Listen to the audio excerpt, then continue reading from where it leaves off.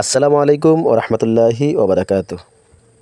বিসমিল্লাহ homeo and Unani এর পক্ষ থেকে আপনাদেরকে জানাই স্বাগতম। আজ একটি ওষুধ নিয়ে হাজির হলাম আমি ডাক্তার ইকবাল। ওষুধটি হোমিওপ্যাথি জেবক্স কোম্পানির একটি মেডিসিন। ওষুধটির ট্রেড নাম ব্লাড হিমোলিন।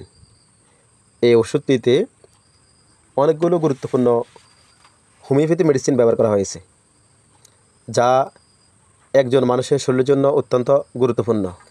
এই মেডিসিনটি রক্তের হিমোগ্লোবিনের অভাব এবং ক্যালসিয়াম ও আয়রনের কাজ করে।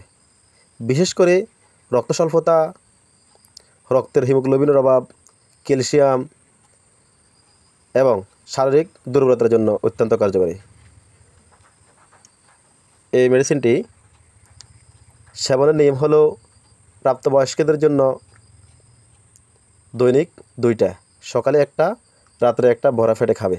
আর যাদের অপ্রাপ্ত বয়স তারা অর্ধেক করে 2 বেলা খেতে পারে ভরা পেটে।